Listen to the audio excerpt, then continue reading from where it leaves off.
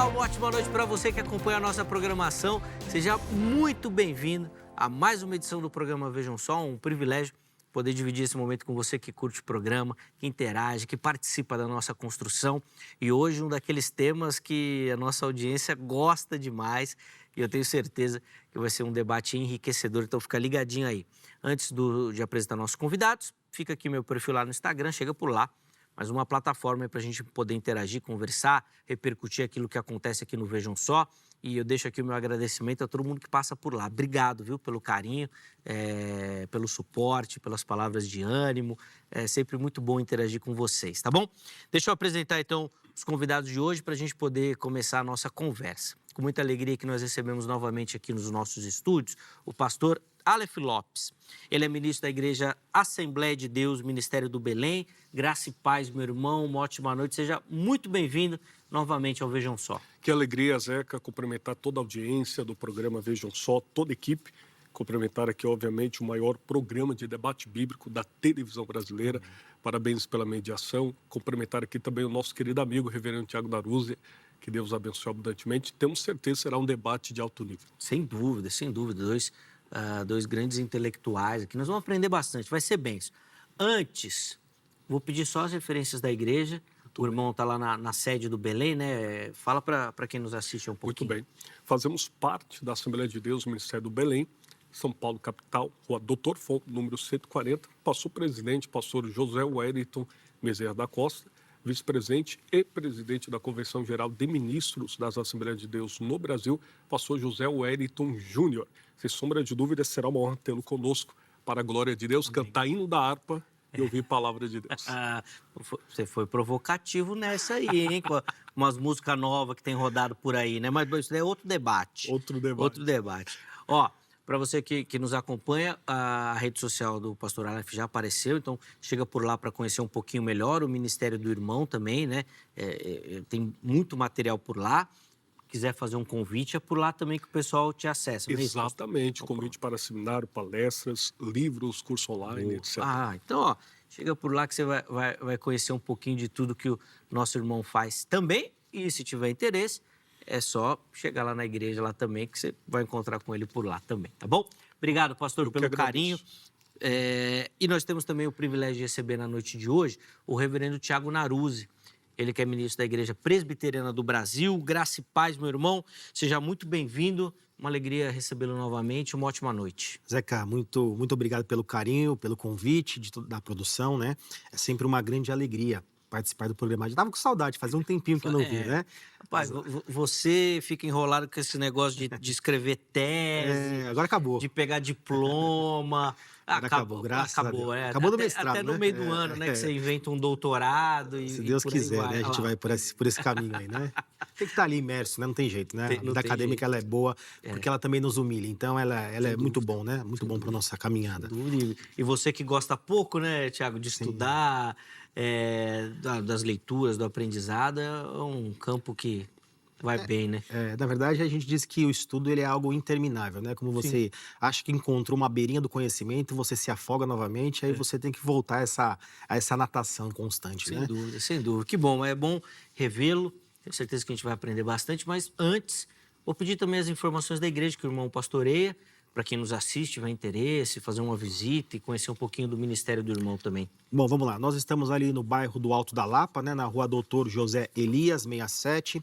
Nós temos culto todos os domingos, às 10 horas da manhã e às 18. E a escola bíblica dominical, ou melhor, como bom presbiteriano, né? A escola dominical, às 9 horas da manhã. E aí fica o convite para que você nos visite, venha tomar um café comigo. E minha rede social, se alguém quiser também contato, é @Rev Tiago Naruzzi, tá? THRUSE, Tiago Naruzzi. Isso, inclusive também tem muito material lá na rede social do Tiago. Ele participa de muitos debates também, tem muitos cortes lá, muita reflexão, vale a pena. Além, obviamente, dos materiais, pregações, das coisas da igreja também que tem por lá. Então fica aí o convite também para você poder acessar. Já apareceu e nós vamos deixar salvo no perfil oficial do programa. Obrigado, viu, Tiago, pelo carinho. Aliás, deixa eu só também cumprimentar o pastor Claro, Aleph, por né? Uma favor. grande alegria novamente aqui dividir o programa com ele. Eu digo que é muito gostoso quando a gente tem um debate com pessoas de alto nível, Sim. né? E educadas. Então isso engrandece, né? Sem O dúvida. debate. Sem dúvida, um debate super respeitoso, que obviamente pega fogo no campo das ideias, mas que a irmandade cristã prevalece poxa, a gente só tem a agradecer. O pessoal de casa, quando assiste, normalmente manda mensagem. E Zeca, ficou sério lá? Fala, não ficou não. Só aparentemente, mas fica tudo resolvido assim que a gente desliga as câmeras, tá bom? Pode ficar tranquilo. Bom, vamos lá, vamos colocar aí a pergunta tema do programa de hoje, que eu fiquei intrigado com essa pergunta tema, principalmente, Aleph, do seu lado, de você aceitar o debate, mas vamos entender e você vai explicar.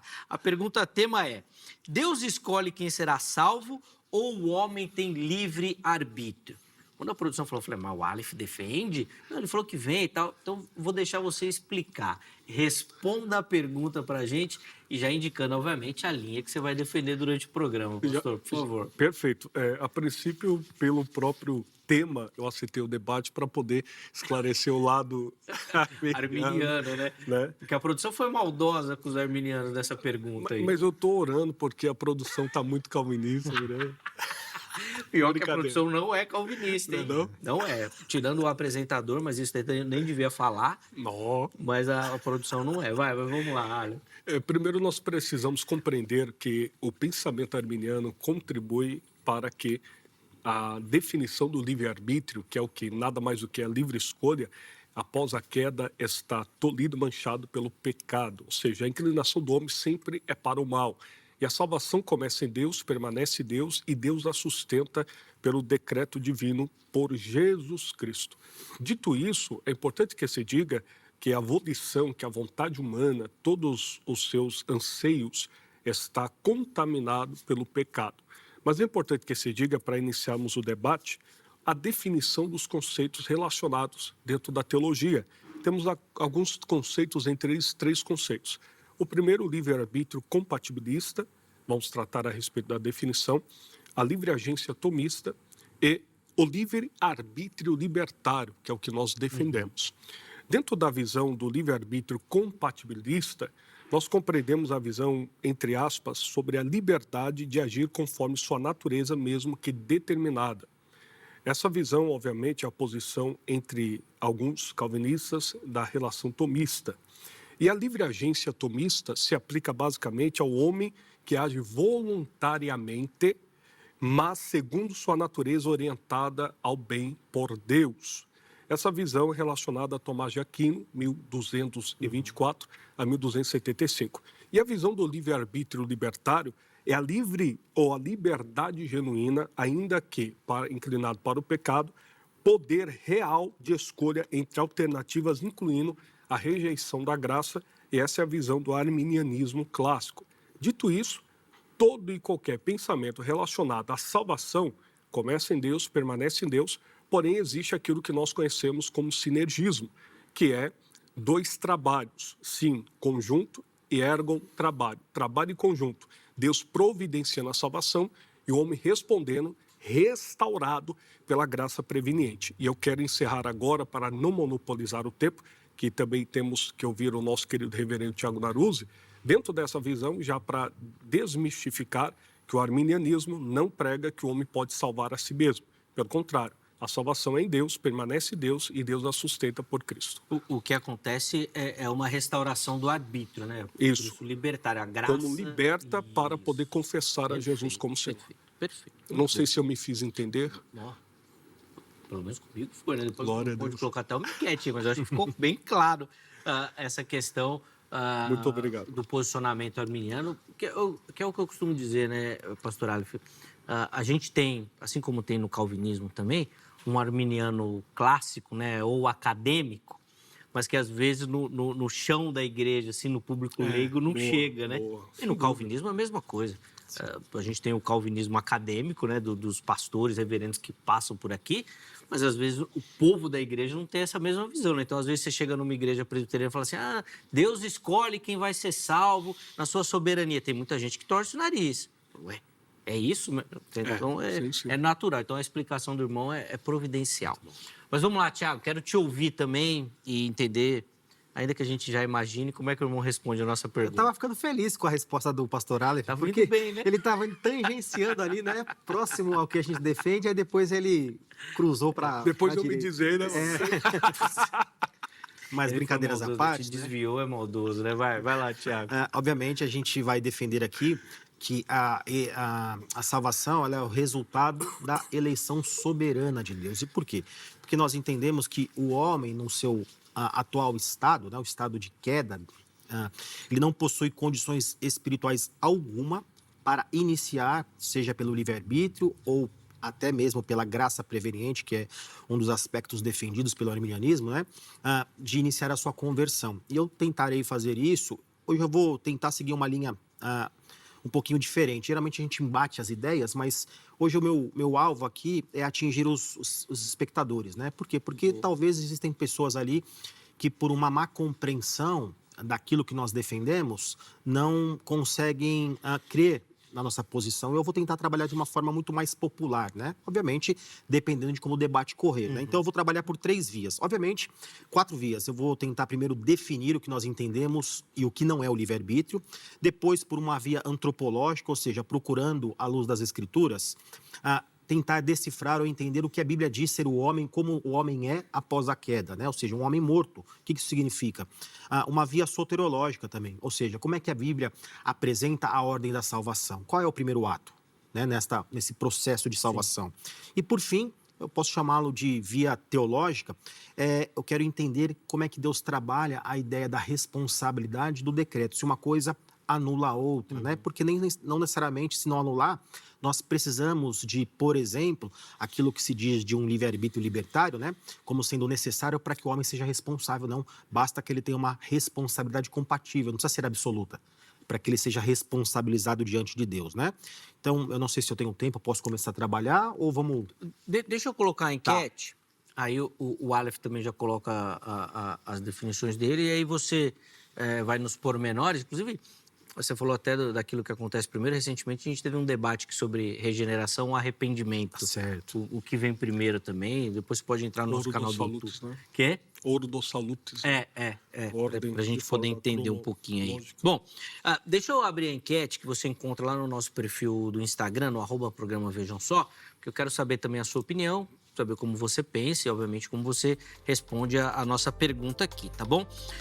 Vamos lá, tá aí na tela para você. E a pergunta é: quem decide a salvação? 3 opções, é bem direto, bem objetivo para você responder. Primeira delas, Deus soberanamente. Segunda, o homem escolhe crer. Terceira, é um mistério. É o famoso não sei, né? Então vai lá, vote, participe. A gente quer entender e compreender como é que você também observa essa questão. E aí, no final do programa, a gente coloca aqui o resultado da enquete, tá bom? Vamos lá, Aleph, quero te ouvir aí. Acho que o Naruto já deu indicações, né? Obviamente que imagino que você já sabia a trilha que ele ia caminhar. Mas ele, inclusive, colocou alguns pormenores aí dos aspectos que ele quer trabalhar. A palavra está com o irmão, por favor. Muito bem. Como o reverendo bem disse no início, nossa proposta aqui é para edificação da audiência, não é um embate para quem vai ganhar ou deixar de ganhar. Mas no campo das ideias, nós temos por certo que o crivo principal é a palavra de Deus. E eu quero aqui trazer alguns textos de uma análise morfológica de forma rápida e exegese os textos fundamentais que contribuem para a compreensão da escolha do ser humano por aceitar ou rejeitar, mas isso tudo pela graça. Evangelho Cateuanes Jesus Christos, Evangelho de Jesus Cristo, segundo escreveu o evangelista João, capítulo 3, versículo 16.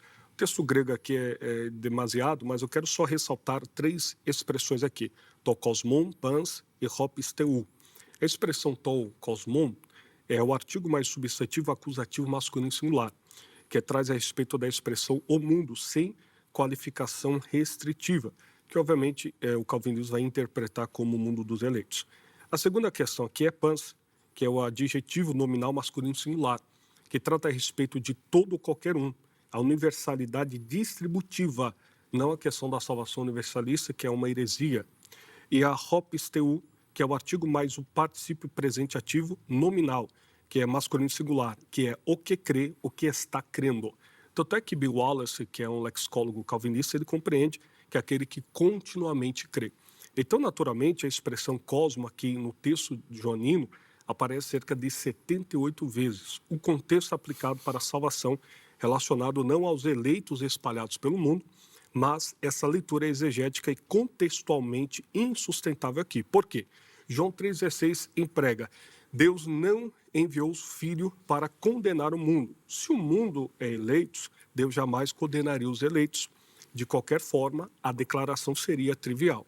Segundo, João capítulo 1, versículo 29.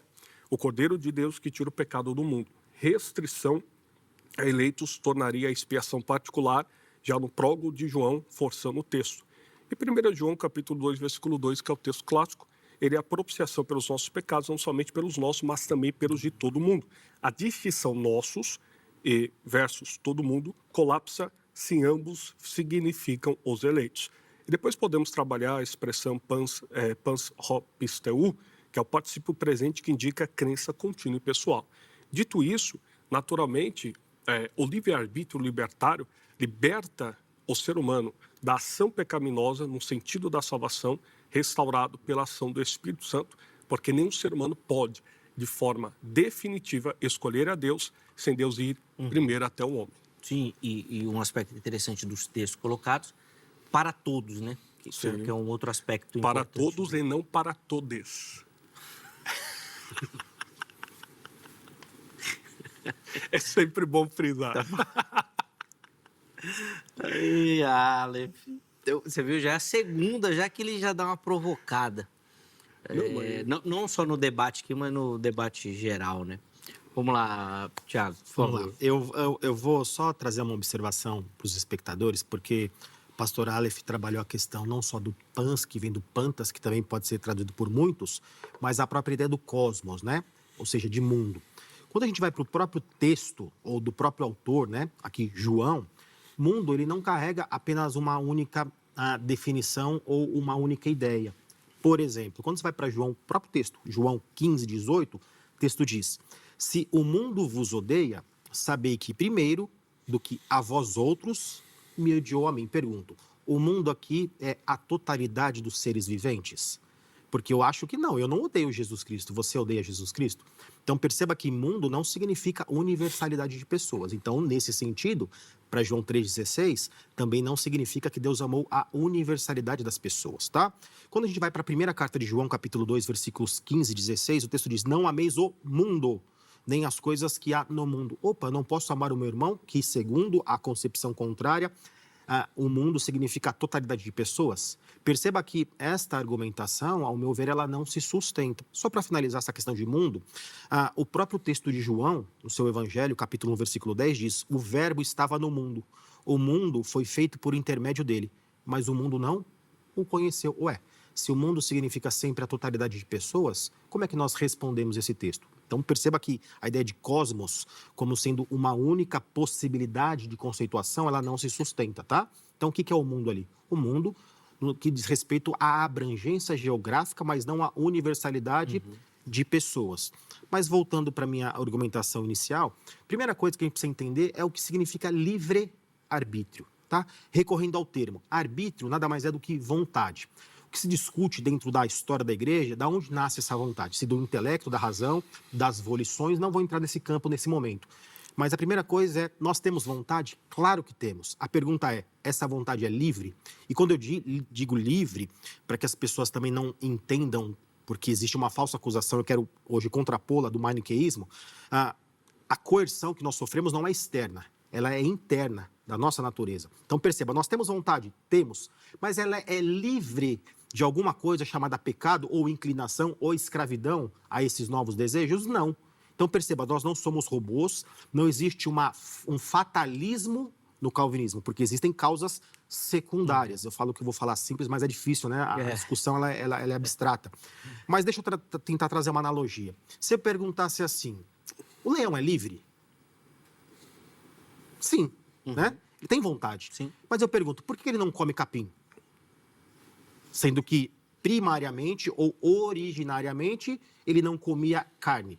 Porque ele assumiu uma natureza que, embora ele tenha vontade, já não é mais livre, está escrava a uma nova condição. Isso nós não temos dificuldade de entender. O problema é quando a gente traz isso para a antropologia bíblica, ou seja, para o homem, as pessoas, por conta de pré-conceituações ou até mesmo preconceitos, né, eles não conseguem entender. Então, perceba, nós temos vontade, arbítrio, mas nós não temos um livre-arbítrio. E aí o pastor tocou num ponto chamado de graça preveniente.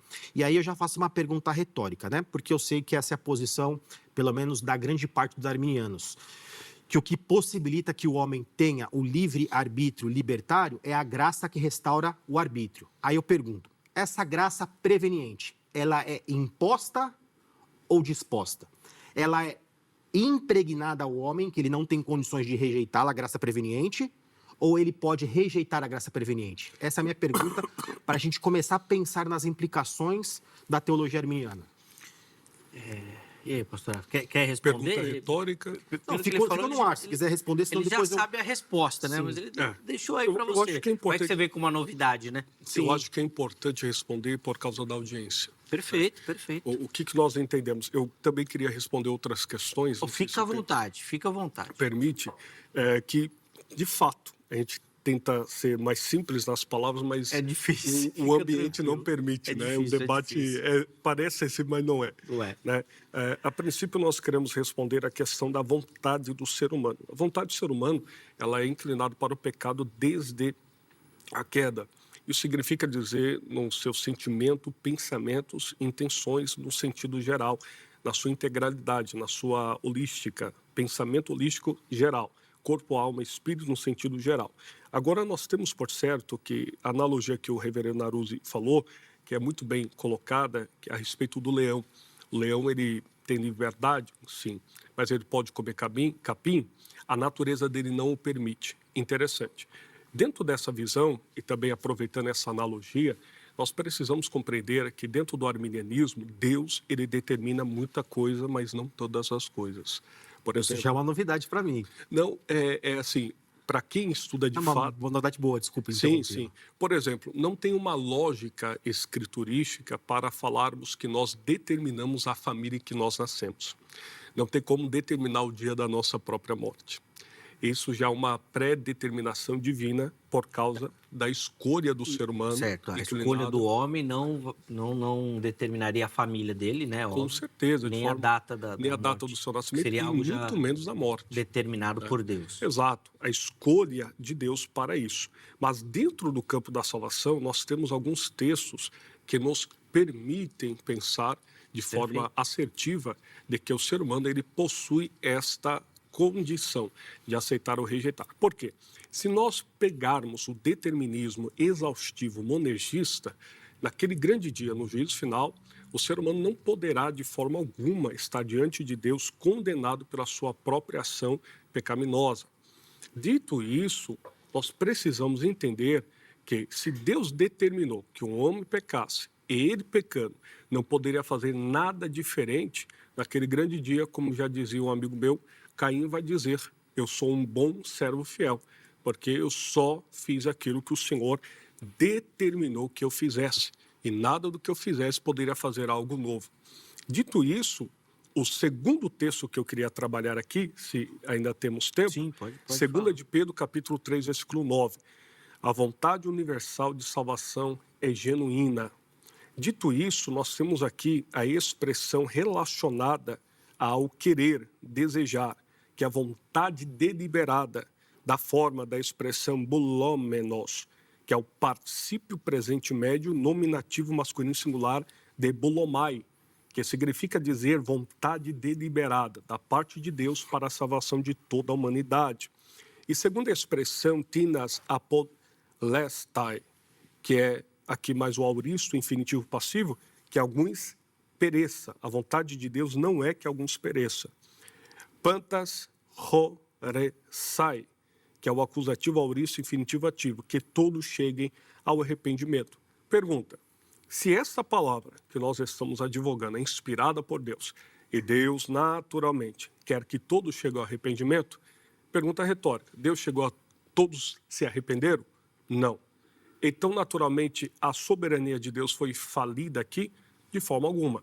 Pelo contrário, é o desejo genuíno de Deus. Porém, o ser humano, naquele grande dia, o livre-arbítrio será a válvula de escape para o ser humano dizer com as suas próprias palavras: eu estou condenado pelas minhas ações e, para a salvação, estou salvo pela graça do Senhor. Boa. Vamos lá. O pastor Aleph, depois acho que ele vai ter condições de responder a questão da graça, né? Mas vamos pegar esse texto de 2 Pedro aqui. O pastor Aleph disse que, e bem dito, né? Que 2 Pedro 3,9. Isso. O verbo aqui, ele está no particípio presente médio. A pergunta é, para que serve ou qual é a função de um particípio presente médio? O particípio presente médio, em especial a voz média, é quando o indivíduo pratica a ação E o particípio? recebe. O particípio é a continuidade. Nós Não, temos aqui... A continuidade é o aspecto do verbo, da ação. Mas quando a gente conjuga um verbo no particípio estando no presente, ele está auxiliando o verbo principal. E quem que está falando aqui, desejando, vontade deliberada? Isso. É Deus e não o ser humano em si. Então, nós temos aqui a segurança de Deus desejando a salvação genuinamente. Então, vamos lá. Deixa eu tentar esclarecer Claro, para os ouvintes entenderem, num aspecto bem técnico aqui, tá? Quando a gente fala que o verbo está no particípio presente, independente da voz, aqui eu não vou trabalhar a voz agora, porque isso corrobora ainda mais para a gente, significa que ele está simplesmente auxiliando, ou como se fosse quase um adjetivando o verbo principal. Qual é o verbo principal aqui no texto? Macrotimei, que pode ser traduzido como paciente ou longâmino. O que eu quero dizer? Ou melhor, o que o texto está dizendo? Que ele não está definindo o decreto eterno quando ele diz que Deus deseja. Ele está explicando a longanimidade de Deus, tá? Primeiro aspecto que a gente precisa entender aqui. E esse nenhum pereça, que vem da palavrinha grega tinás, né? Que pode ser facilmente também traduzido por alguns, ele está definindo ou indefinindo uma categoria. É só olharmos para o primeiro versículo do capítulo 1. Quando a gente olha o primeiro versículo, o que diz? Simão Pedro, servo e apóstolo de Jesus Cristo, aos que, perceba para quem ele está escrevendo, convosco obtiveram fé igualmente preciosa na justiça do nosso Deus. Ele está escrevendo para crente. Então, quem é esse todos que ele deseja que sejam salvos ou permaneçam nesta condição? Os crentes. Ele não está falando que ele não quer que ninguém se perca no mundo como um todo. Isso é a primeira regra da hermenêutica. O texto está categorizando quem é. Uma segunda questão aqui é que esse todos aqui, né, ele está referindo-se a quem? Isso é o mais importante que a gente identifica no texto. A categorização dita no versículo número 1, tá? Então, esse texto que o pastor Aleph trouxe, qual é a ideia dele? Que Deus é paciente de tal forma para com seus eleitos. Por que ele é paciente? Porque ele não quer que nenhum se perca. E aí ele faz os meios, ou o uso dos meios ordinários e extraordinários para que esta eleição se efetive, essa salvação se efetive, né? Então, perceba, e aqui esse particípio no presente aqui, ele está indicando uma disposição atual no curso da história da redenção. Pedro está tratando do tempo presente, do porquê, aparentemente, está existindo um atraso naquilo que já foi decretado. Por quê? Porque Deus é longâmino. Então, esse texto, ele não se apresenta como se fosse um texto contrário àquilo que nós defendemos. Muito pelo contrário. É só a gente aplicar as regrinhas de hermenêutica nele, que está muito bem explicado, né? Eu gostaria de... Posso? Não. Perfeito. Você gostaria de... Só completa o que você gostaria de fazer. A fala do reverendo tratando a respeito... Dizer que eu não vou poder deixar você falar. Só queria saber o que você só quer contradizer. Isso. Então, depois de trabalhar vamos deixar para o próximo bloco? Pode ser? Aí eu chamo o intervalo. É que você já emendou na ideia, né? Aí não posso deixar, senão eu vou estourar o bloco. Então é rapidinho o intervalo. Aí na sequência, no próximo bloco, a gente já inicia com a fala do pastor Aleph, então, para fazer aqui o contraponto daquilo que o reverendo Tiago falou, tá certo? É rapidinho o intervalo. Antes do intervalo, já vai aparecer aqui para você o telefone da grade. Então, você quer estudar teologia, você quer se preparar para responder esse trabalho ministerial que Deus tem na sua vida, né? Esse chamado, para você que quer ganhar conhecimento, procure pela grade, é a indicação do Vejam Só para você, tá bom? É o código 11 3115 0819, é o telefone da grade, 3115 0819. Liga lá, tira suas dúvidas, pega as informações para você, quem sabe, se tornar o próximo aluno da grade também. Além disso, deixo aqui para você todas as redes sociais da HIT, para você conhecer o nosso conteúdo, a nossa programação, tudo aquilo que a gente prepara sempre com muito carinho, pensando em você e em toda a sua família, tá bom? Intervalo rápido, Vejam Só vai. Na sequência, nós já estaremos de volta.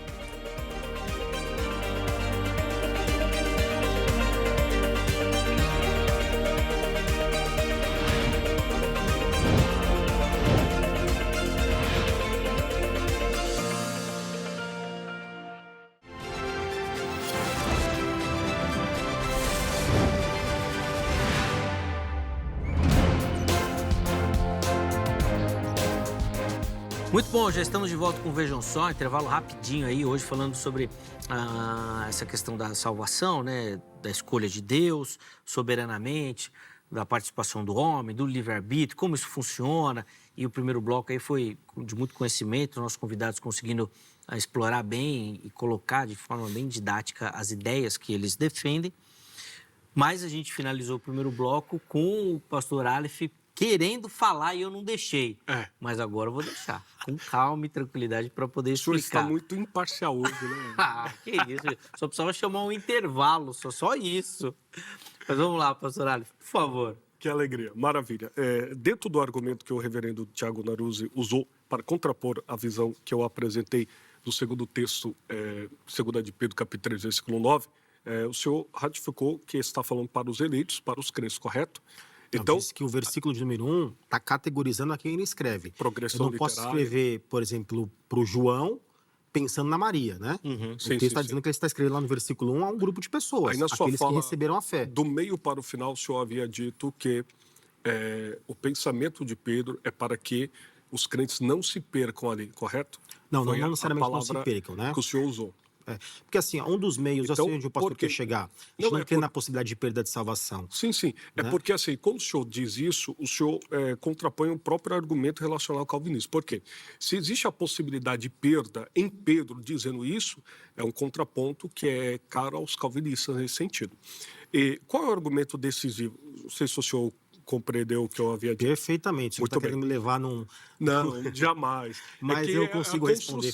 A construção que o senhor pegou, eu bati. Eu sei que não é isso que o senhor quer dizer, mas é que o senhor pegou esse ponto. Eu fico grato porque eu vou poder agora reformular de uma maneira mais sistemática, né? Muito bem.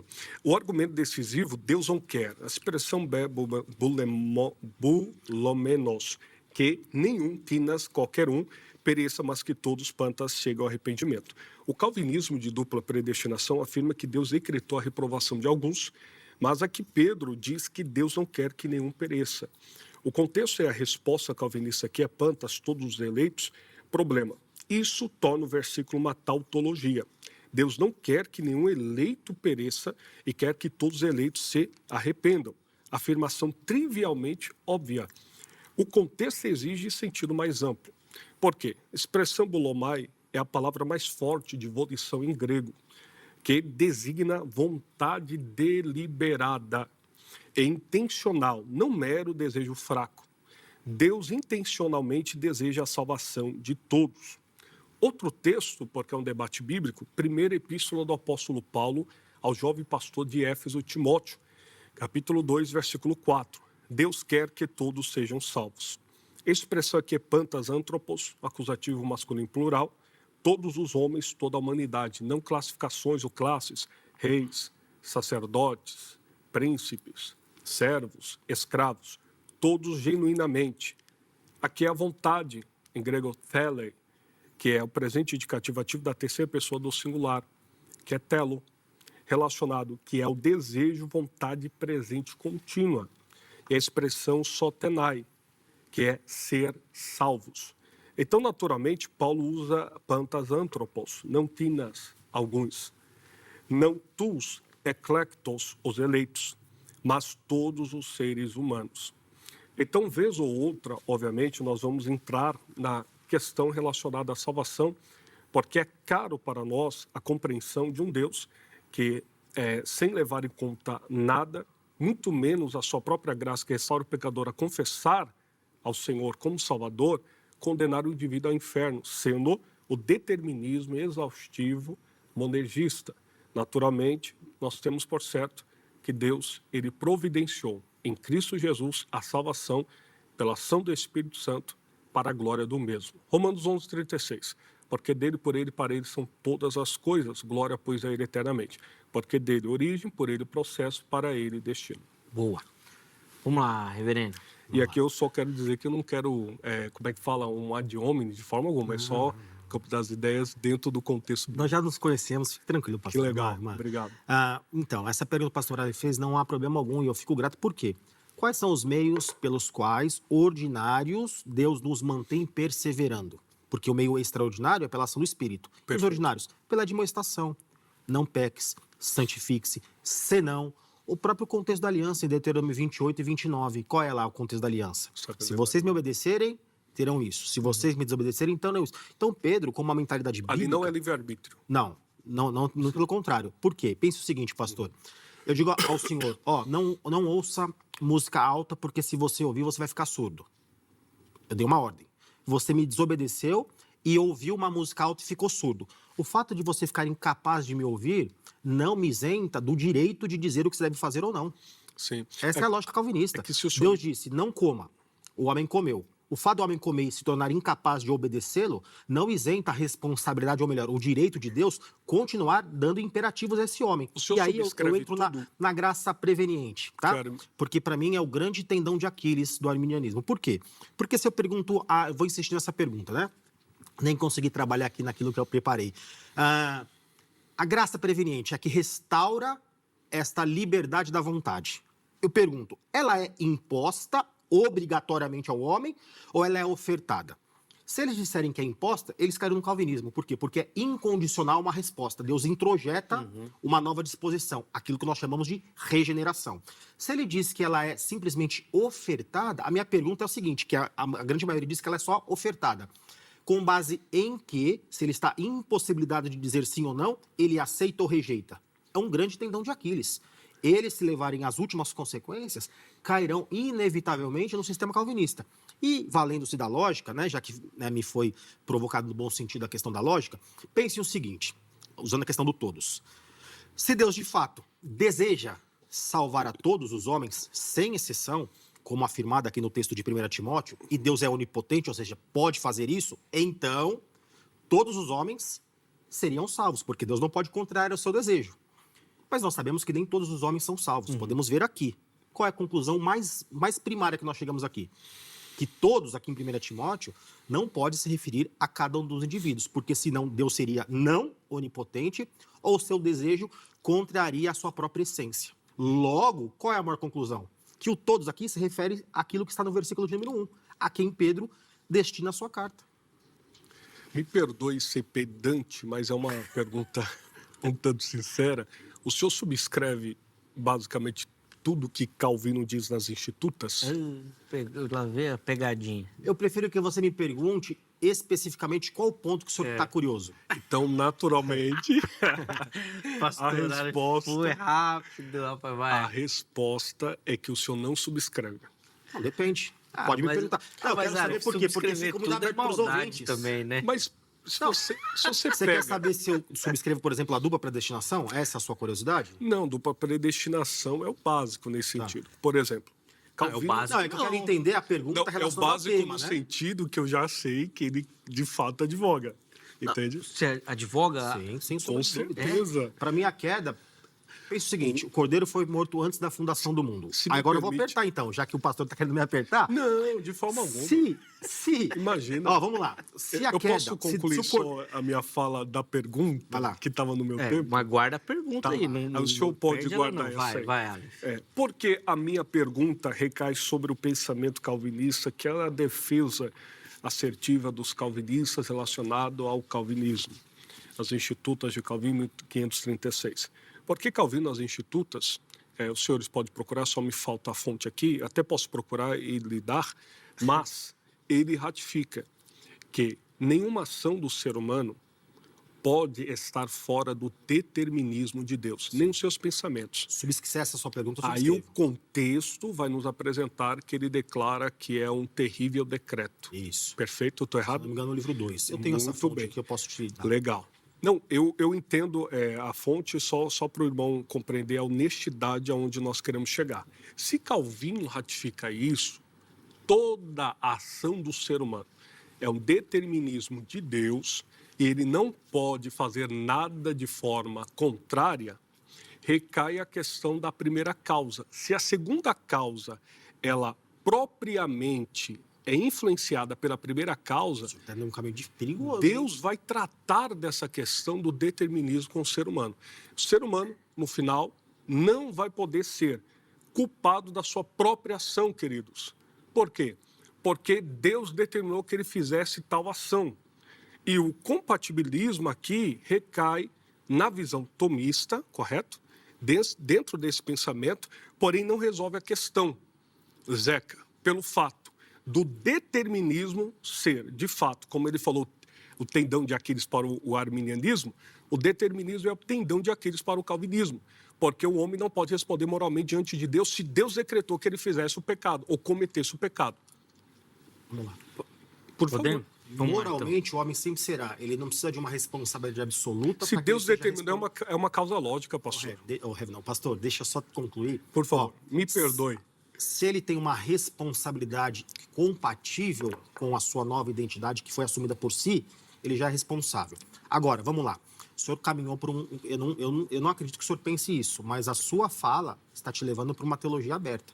Se Deus não for a causa primária de todas as coisas, quem o é? Não, eu não disse isso. Eu estou só corroborando com a visão da primeira causa, Tá, então eu no te faço uma sentido pergunta. Quem é restrito a e causa rígido. primeira de todas as coisas? Não é Deus? Não, é Deus, com certeza. Deus, Mas então o senhor está ele é a contradizendo a sua causa, própria fala. ele é a causa não causada. Não, eu só Se ele é Não, essa questão de causa não causada, isso é uma concepção de Norman Geisler, que inclusive é um calvinista de 4 pontos. Eu explicitei o quê? A visão, só para contextualizar aquilo que vocês estão pensando nesse sentido do determinismo. Tá, mas então me diga o que o senhor pensa. Como é que se Deus é a causa primária de todas as coisas? O senhor está dizendo que a gente usa uma causa secundária para dizer que é uma responsável. O senhor está indo na mesma linha que eu. O livre-arbítrio, eu uso Agostinho. E o livre-arbítrio é uma causa secundária? Sem dúvida, o livre-arbítrio é a Mas posição... então, eu não estou entendendo qual foi a lógica que o senhor usou contrária ao pensamento calvinista. Porque nós defendemos com unhas e dentes que Deus é a causa primária. É que eu quero responder a sua pergunta. Eu acho que... Mas eu estou no meu momento, né ou não? Tá. Então é pergunta retórica. Sim. Quando for retórica, o senhor me avisa para mim não intercalar o senhor. Por que eu estou perguntando isso? Ele usou uma fala, isso fica importante para os ouvintes. Seria muito Às bom. vezes as pessoas usam uma fala da qual eles defendem. Se não defendem, dependem dela para sustentar sua própria argumentação. Sim. O senhor está me dizendo, acusando o calvinismo de que nós somos deterministas porque nós defendemos que Deus é a causa primária de todas as coisas. Eu digo sim, subscrevo e não apago. Aí eu pergunto, e o senhor, entende ou não que Deus é a causa primária? Sim. Aí eu pergunto, tá, mas onde entram as causas contingentes? O senhor diz, o livre-arbítrio. É igual que nós pensamos, só que nós entendemos livre-arbítrio não como uma vontade liberta de qualquer inclinação. Nós entendemos que o homem, nesta causa secundária, que sempre corroborará. Porque assim, o que é causa primária? A não ser que o senhor não esteja conseguindo... conceituá-la ou aplicá-la corretamente. Causa primária é uma coisa que é a origem de todas as coisas. Eu contextualizei aquilo que os senhores argumentam. Posso responder agora? Pode. Perfeito. Foi? Muito bem. Ó, deixa eu só orientar aqui para a gente depois não se apertar. Nós temos 10 minutos de bloco. Então, Tem que fazer a segunda parte. Vamos fazer a segunda parte, Zeca? Só nessa questão de causa secundária e de causa primária? Pronto. Vamos. Pronto. Com o maior prazer. Pronto. Então, ó, 2 minutos e depois considerações finais. Já? Tá bom? Meu Deus. Cronometrado, 2 minutinhos, vamos lá. Bom, eu queria responder os pormenores da argumentação do nobre reverendo, mas vamos deixar para a próxima, que obviamente eu não quero ser desonesto, porque seria muita coisa e talvez ele não teria tempo de respondê-la. Mas, de fato, nós temos aqui o argumento arminiano central, a expressão em auto, em ele. A eleição não é de indivíduos específicos determinados de forma incondicional, mas de uma esfera em Cristo, que está em Cristo, pela fé, Efésios capítulo 2, versículo 8 ao 9. Participa da eleição, isto é, eleição corporativa em Cristo, Romanos capítulo 8, versículo 29, que depõe contra o pensamento calvinista aos que de antemão conheceu. Palavra aqui no verbo presente indicativo ativo, pro ego, ou simplesmente relacionada ao conhecimento, proegno, também predestinou. Predestinação é baseada em presciência prognosis, que é Deus prevendo a fé. E com base nisso, da sua eternidade de glória, porque para Deus não existe passado, presente e futuro, é o eterno presente, e ele, estando já no futuro, já conhece quem vai ou não perseverar segundo a sua misericórdia. A presciência precede, logicamente, a predestinação. 1 de Pedro, capítulo 1, versículo 2, eclectos, eleito segundo a presciência, cata prognosim, segundo o pensamento, que é o subnicho da onisciência de Deus, conhecer de antemão.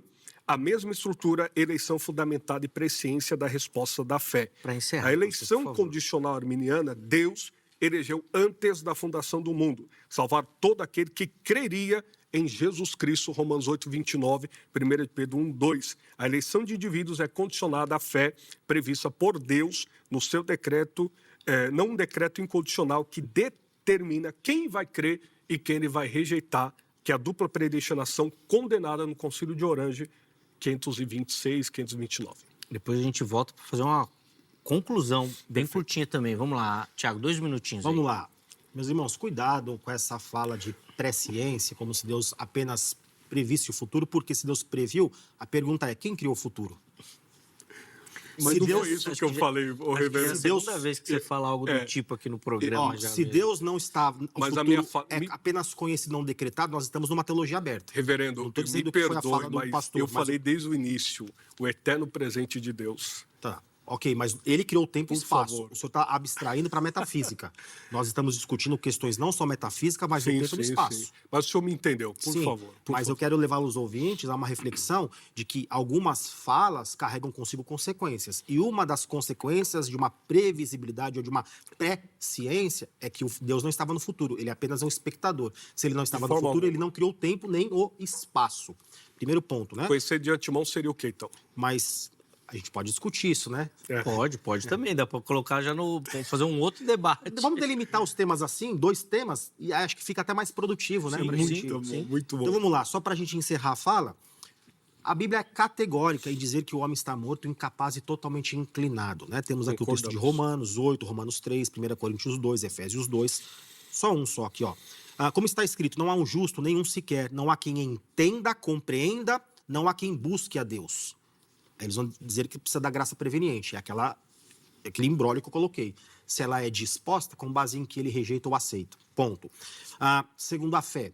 Qual é a via da fé? Quem é a origem? Efésios, não preciso recorrer a Efésios capítulo 2, não. Vamos pegar um texto aqui de Atos, Atos 13, 48. Os gentios, ouvindo isto, a pregação, se alegravam e glorificavam a palavra do Senhor. E creram quem? Os que decidiram? Livremente não. Os que haviam sido destinados para a vida eterna. Perceba que a fé é só consequência da eleição, não do livre-arbítrio. E para finalizar, quando nós falamos sobre o decreto como um todo, né, nós temos diversos textos, Efésios 1, Romanos 9, que é um texto que a gente pode debater, Sim, João 10. muito Qual é o papel do decreto na salvação?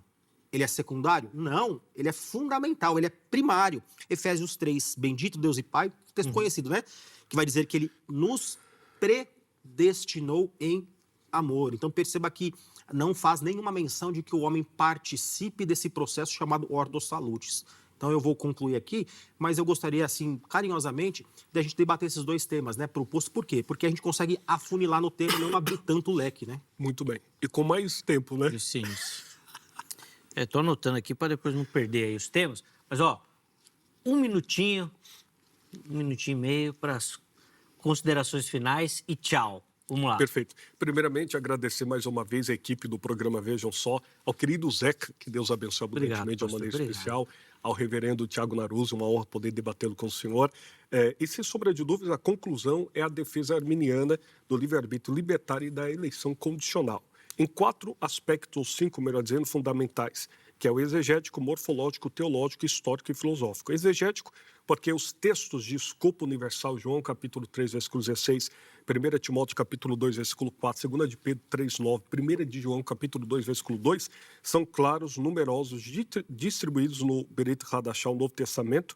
A leitura restritiva calvinista requer, com a devida vênia, a violência hermenêutica sistemática determinista nesse sentido.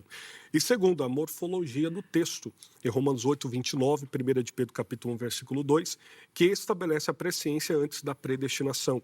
Eleição condicional fundamentada na fé, não decreto incondicional. E terceiro, teológico, que é a sinceridade das ofertas universais do Evangelho, os lamentos divinos sobre os perdidos, de Mateus 23, 37, Ezequiel 18, histórico, os pais pré-agostinianos, Justino, Irineu, Tertuliano, Cristóstomo, são unânimes no livre-arbítrio, ainda caído, tolhido e manchado pelo pecado, mas restaurado pela graça para confessar Jesus.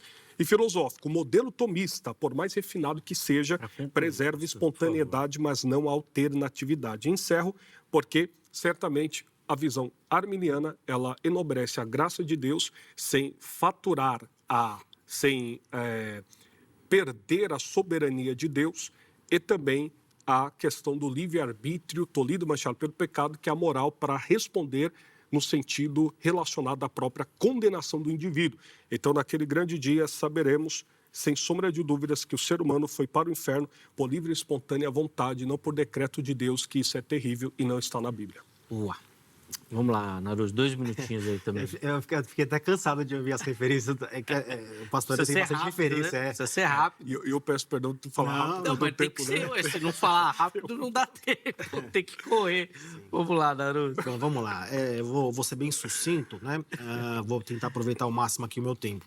Se, de fato, o homem pudesse simplesmente fazer uso do seu livre-arbítrio para se salvar, Jesus Cristo não diria a Nicodemos que era necessário nascer de novo. Por quê? Porque sem o novo nascimento, ele não poderia nem ver aquilo que ele dizia ver, tampouco participar do reino. Então, perceba, a regeneração antecede qualquer ato de fé. Ela não é a fé, ela nunca será a causa da salvação, ela é consequência da salvação a nós. Estávamos mortos nos nossos delitos e pecados e aprove a Deus por uma santa e eterna eleição nos chamar. É aquilo que Paulo diz em Romanos capítulo 8, né?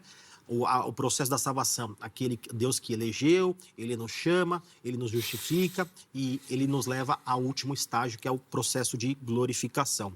E, meus irmãos, estudem mesmo assim, até você que não compreende ou não é adepto à teologia calvinista, estude o calvinismo pelos óculos do calvinismo.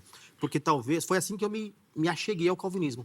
Tentando contrapô-lo, fui estudar as obras, não aqueles que refutam. E cheguei à conclusão de que, de fato, o sistema ele é muito mais coerente, coeso, e é aquilo que eu entendo ser a interpretação mais cristalina das Escrituras. Então, estude as obras, você verá que existem pontas na tradição contrária que dificilmente se unirão.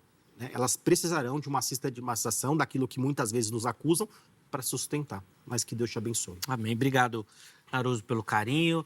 Pastor Aleph também, obrigado pelo carinho. O contato dos nossos convidados à sua disposição no perfil oficial do Instagram, @programa Vejam Só. Pode chegar por lá que está tudo salvo lá. E em breve vamos encontrar os dois aqui novamente para a gente fazer uma série de programas aqui, né? Amém. O tanto de assunto que eles levantaram que dá pauta para uns 6 meses, mais ou menos, vão ficar fixos aqui no programa. Mas nós vamos produzir esses debates aí também. Vamos colocar na tela o resultado da enquete antes da gente ir embora. E a produção perguntou lá no Instagram, para você que nos acompanha, né, pela internet, quem decide a salvação? Vamos ver como é que ficaram as respostas? Tá aí, ó. Rapaz, eu não sei o que... Burlaram essa enquete, só pode. 68% afirmaram que Deus soberanamente decide a salvação. As empresas foram dormir tarde. Rapaz, nós vamos precisar de uma auditoria nessa enquete, porque não é normal, não. O homem escolhe crer 28% e o mistério, ou não sei, 5%. Essa enquete está diferente, precisa olhar direitinho os números disso daí, porque não é normal, não. Mas no caso, eu acho que a gente fez 100% hoje, porque nós acreditamos na soberana e graça misericordiosa pelo decreto em Cristo Jesus para a salvação.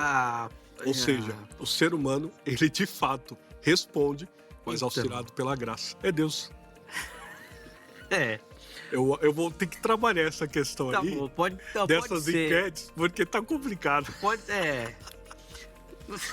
Bom, no fundo ele tem razão, mas a gente sabe... Só mostra que no básico, tudo, lá, o calvinismo você é o fundamento. Não tem Você tá como. só reforçando, porque ele tá desde a sua primeira fala falando que você tá do lado dele. Que você tá, ele tá desde Faz o começo. parte, é tranquilo É. isso, tranquilo. Bom, ó, depois nós vamos tentar entender essa enquete aí, mas eu vou precisar encerrar o programa de hoje. Muito obrigado para você que nos assistiu, que deu carinho da sua audiência.